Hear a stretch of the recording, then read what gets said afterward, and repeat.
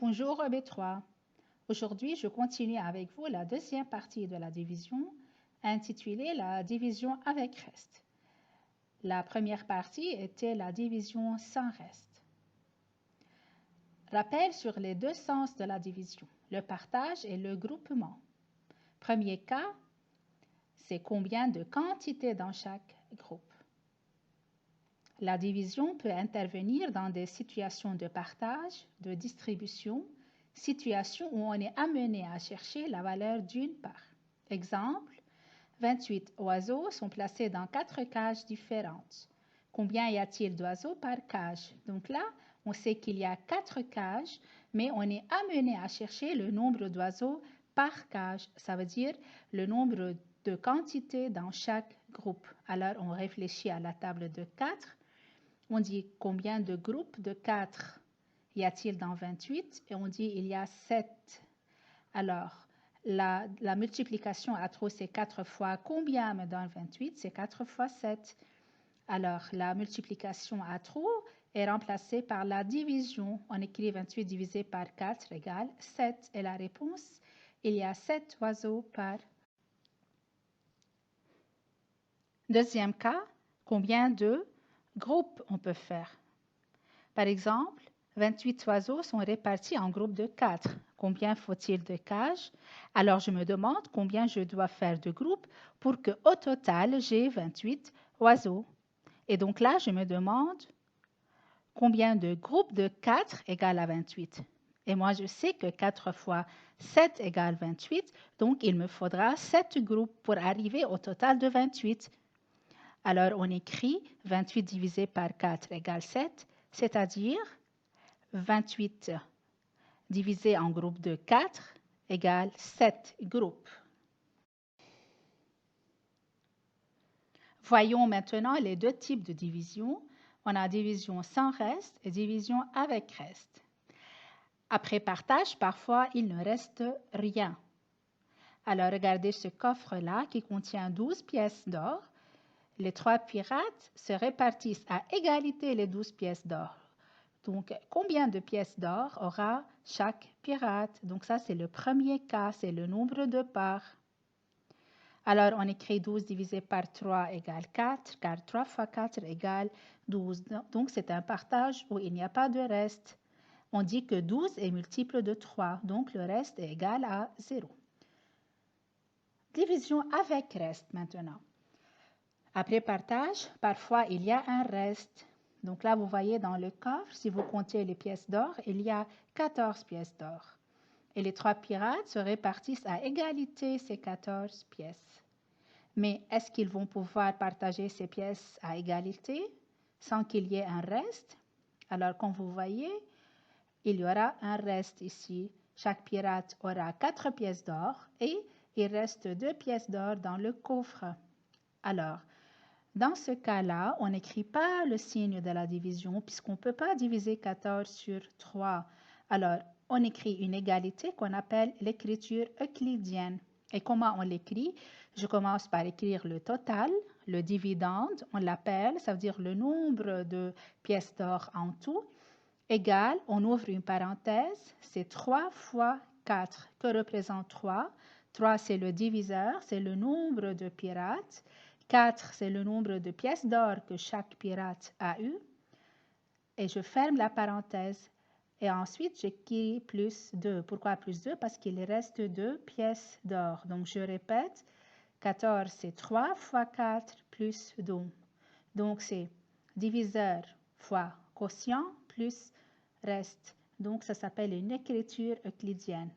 Alors, dans ce cas-là, 14 n'est pas un multiple de 3, alors il y aura un reste. Donc, je vous rappelle une remarque très importante.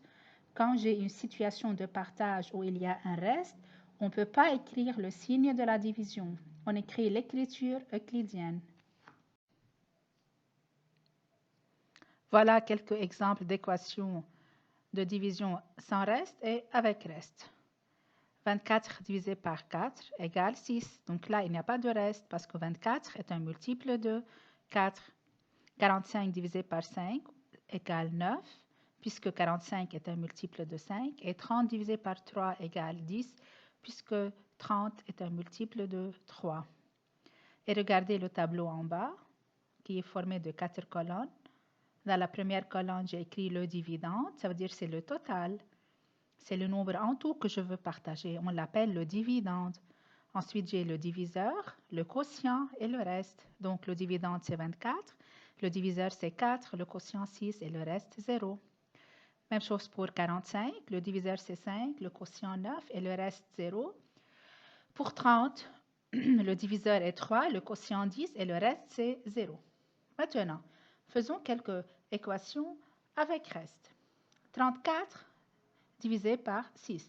Donc, si j'ai 34 billes que je veux partager à égalité entre 6 copains, est-ce que le partage ici se fait sans reste ou bien il y aura un reste?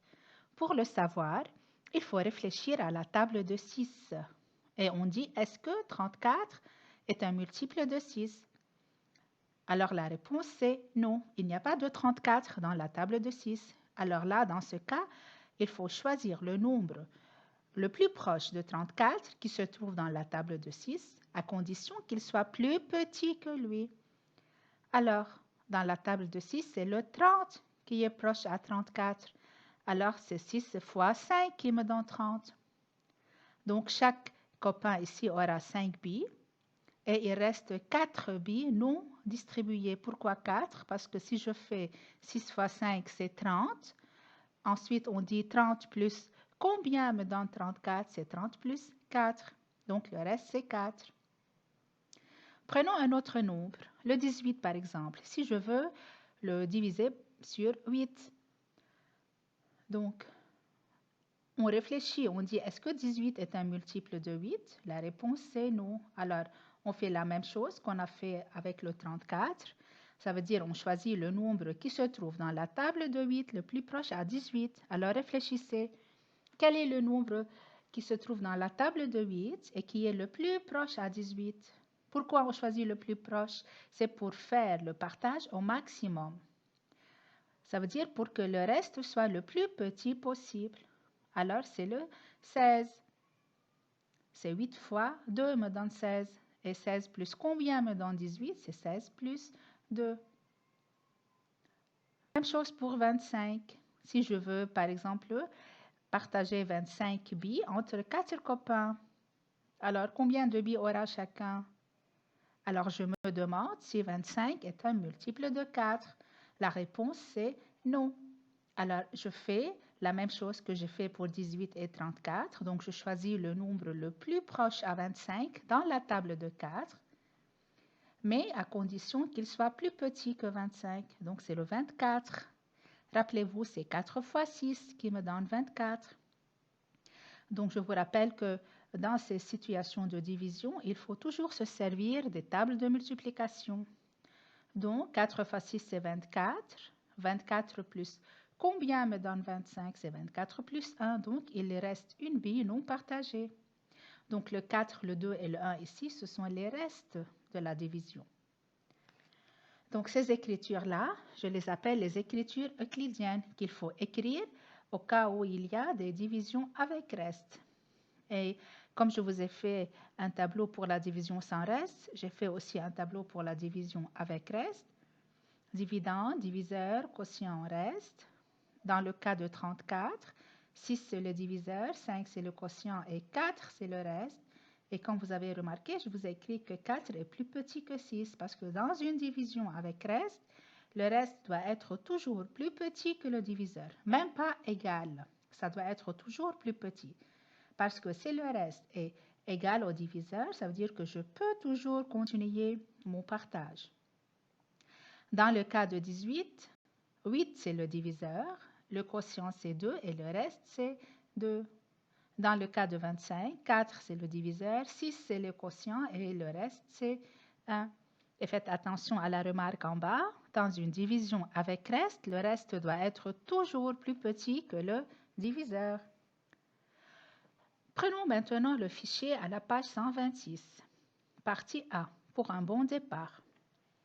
6 enfants doivent se partager à égalité un sac de 22 glands en prenant le plus de glands possible. Quelle sera la part de chacun? Donc là, pour savoir la part de chacun, je dois réfléchir à la table de 6 pour voir si 22 est un multiple de 6. Donc, est-ce que 22 est un multiple de 6? La réponse, c'est non. Pour cela, je choisis le nombre le plus proche à 22 qui se trouve dans la table de 6. Donc, c'est le 18. Je ne peux pas choisir le 24 puisque c'est plus grand que 22. Donc, l'égalité, c'est 3 fois 6 qui me donne 18. Donc, la réponse, c'est 3. Donc, quelle sera la part de chacun? Chacun aura 3 glands. Et voilà le dessin qui explique tout.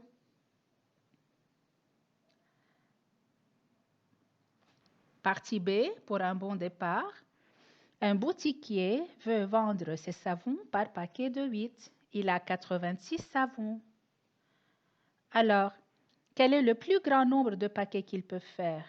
Le plus grand nombre, est-ce que c'est 10 paquets, 8 paquets ou bien 6 paquets? Donc, là aussi, il faut réfléchir à la table de 8. Voilà la table de 8 que je vous ai écrite en bas. Alors, est-ce que dans la table de 8, il y a 86? Non, donc on choisit le plus proche. C'est 80. Pour cela, on écrit que 86 égale 8 fois 10 plus 6. Et la réponse sera 10 paquets. Et combien de savons non rangés lui reste-t-il? Il lui reste 6 savons. Mise au point. Dans certaines situations de partage ou de répartition à égalité des objets d'une collection, il se peut que l'on ne puisse pas répartir tous les objets. On a un reste, comme on a déjà vu. Voilà deux situations de division. Dans la première, ils ont dit qu'on a 14 balles et on veut les répartir à égalité dans 4 sacs. Donc là, j'ai le nombre de sacs, mais je n'ai pas le nombre de balles que je vais mettre dans chaque sac.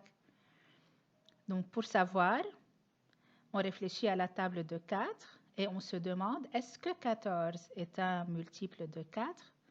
Donc regardez la table en bas. Il n'y a pas 14 dans la table de 4, donc on choisit le nombre le plus proche.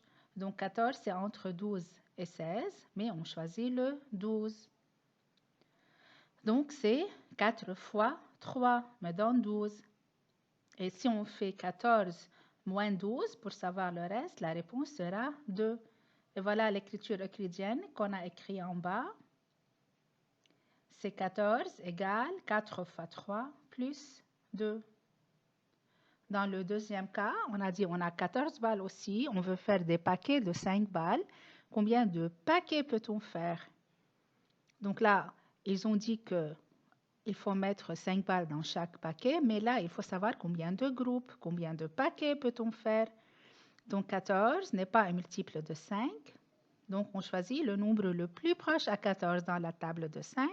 C'est le 10. Donc c'est 5 fois 2 me donne 10. Et combien il m'en reste? Pour arriver au total de 14, il m'en reste 4. Donc, quelle écriture on va écrire? 14 égale 5 fois 2 plus 2. Donc, c'est toujours dividende égale quotient fois diviseur, entre parenthèses, plus reste. Il faut retenir dividende égale quotient fois diviseur plus reste. Et dans une division de deux nombres, le reste est le plus petit possible.